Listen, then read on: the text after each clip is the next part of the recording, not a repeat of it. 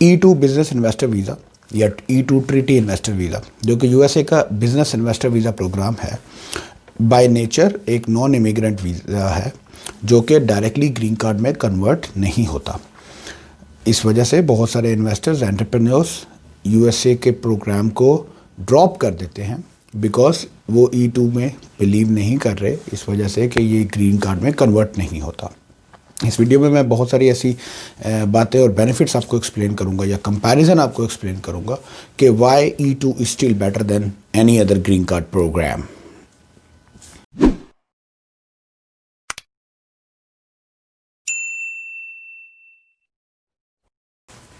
السلام علیکم. My name is Rahil Sheikh and I'm a business consultant and investment migration expert based in the USA. میری firm start up business bureau میں we provide consulting and management services to foreign investors and entrepreneurs who want to establish their business in the USA and at the same time they want to qualify for USA business investor visa program. E2 treaty investor visa یا E2 business investor visa جو کہ ایک non immigrant nature of visa ہے by default, یہ directly on its on it doesn't go to the green card.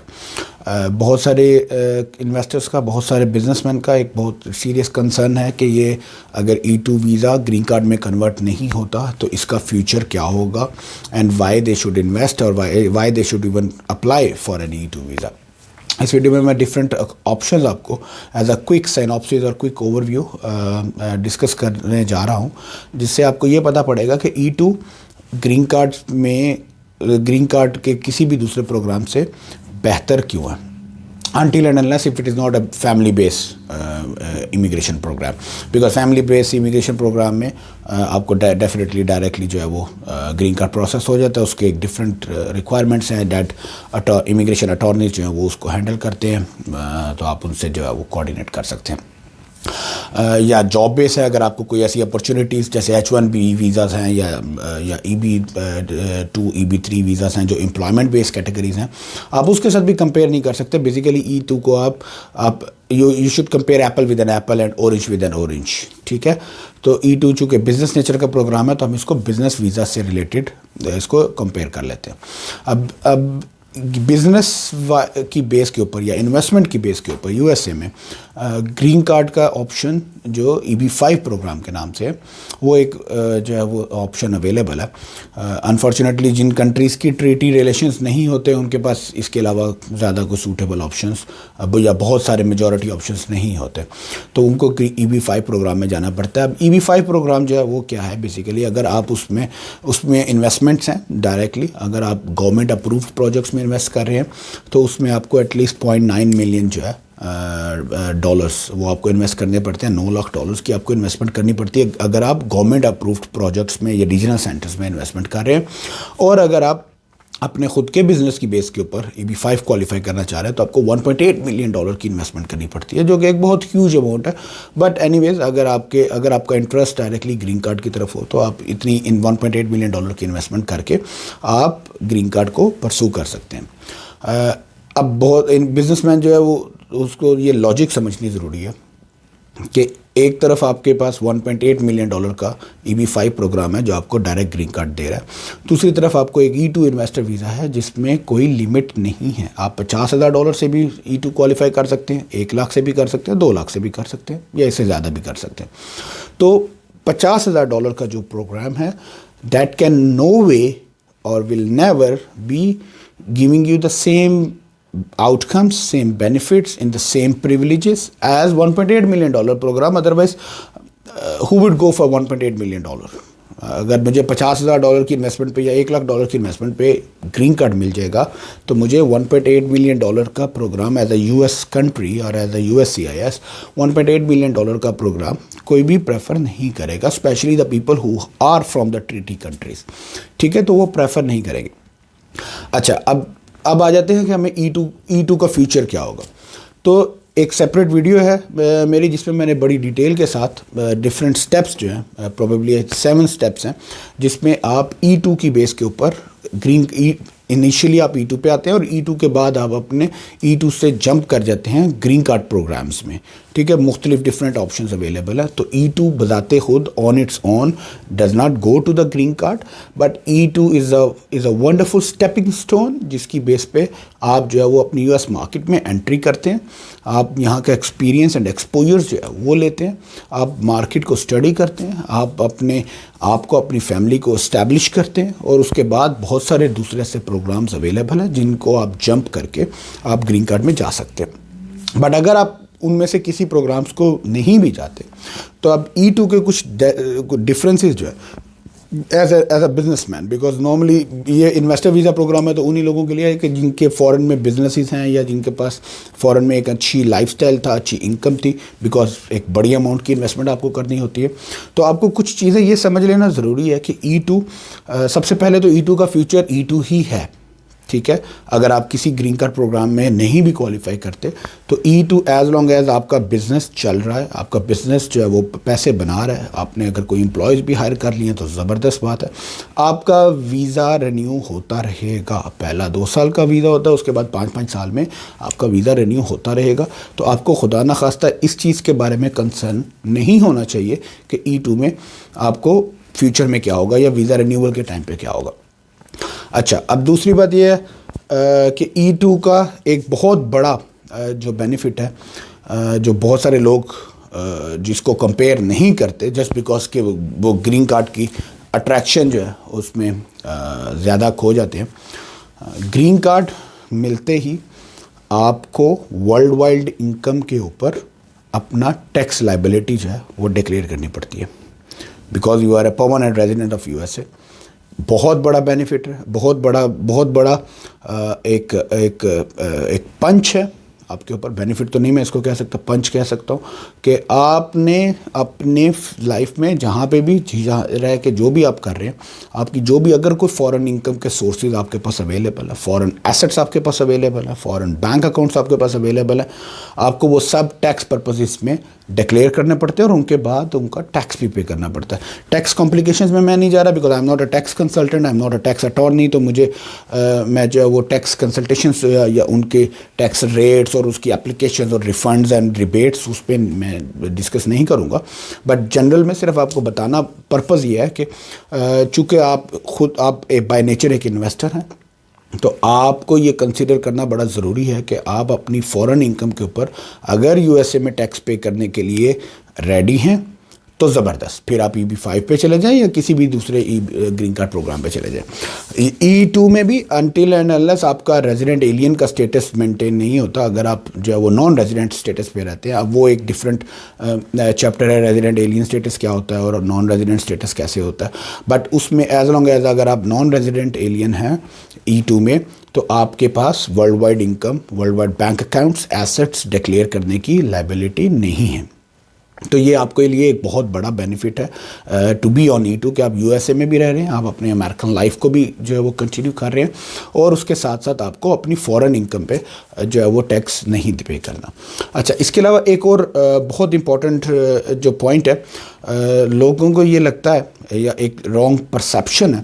کہ green card مل گیا تو لائف سیٹل ہے, اب اس کے بعد آپ کو پاسپورٹ مل جائے گا ڈائریکٹ آپ کو. Now you are a US citizen. You are still not US citizen. آپ USA کے پرماننٹ ریزیڈنٹ ضرور ہیں,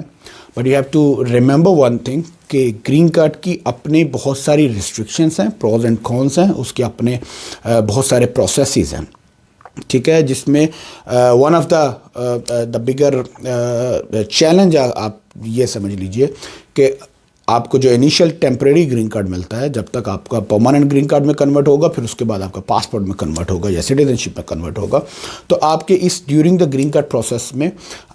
آپ کے پاس USA میں رہنے کی بھی ایک لمیٹیشن ہے. You can not be out of US for an indefinite period of time اور for even longer period of time. تو آپ کو یہ بھی کنسیڈر کرنا بڑا ضروری ہے کہ اگر آپ ایسے بزنس مین ہیں جن کا فورن میں بھی بزنس چل رہا ہے, آپ اپنے ہوم ٹاؤن میں بزنس کر رہے ہیں, پاکستان میں آپ کا بزنس چل رہا ہے, یا آپ کے پاکستان میں فیملیز ہیں جن کو آپ نے ریگولرلی وزٹ کرنا ہے, پیرنٹس ہیں, اولڈ پیرنٹس ہیں, آپ کے ایسٹس ہیں جس کے لیے آپ کو ٹریول کرنا پڑتا ہے, تو گرین کارڈ میں وہ بھی آپ کے پاس ایک ریسٹرکشن آ جائے گی. آپ فریکوینٹلی ٹریول نہیں کر سکتے، جبکہ as compare to that E2 میں آپ کو یہ بینیفٹ بھی رہتا ہے کہ آپ کے پاس کوئی ریزیڈنس ریکوائرمنٹ نہیں ہے، لمیٹیشن نہیں ہے کہ آپ کتنا ٹائم USA میں رہیں گے اور کتنا ٹائم USA سے باہر رہیں گے.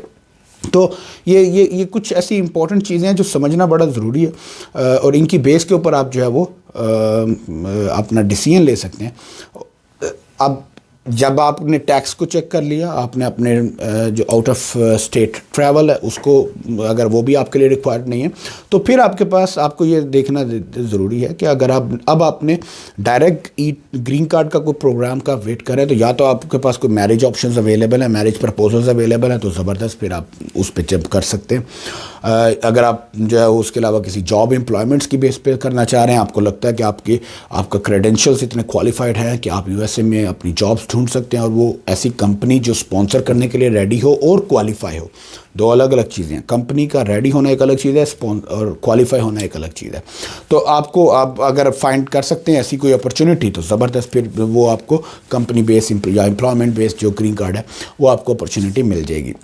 لیکن اگر آپ کے پاس یہ دونوں آپشنس نہیں ہیں اور آپ اپنی بزنس یا اپنی انویسٹمنٹس کی بیس پہ گرین کارڈ کے پروگرام کا ویٹ کر رہے ہیں، تو پھر آپ کو EB-5 پروگرام ہے، اس میں آپ کو جو ہے وہ کرنا پڑے گا، جس میں $0.9 ملین سے لے کے $9 لاکھ سے لے کے $18 لاکھ تک، $1.8 ملین تک کی آپ کو انویسٹمنٹ کرنی پڑے گی.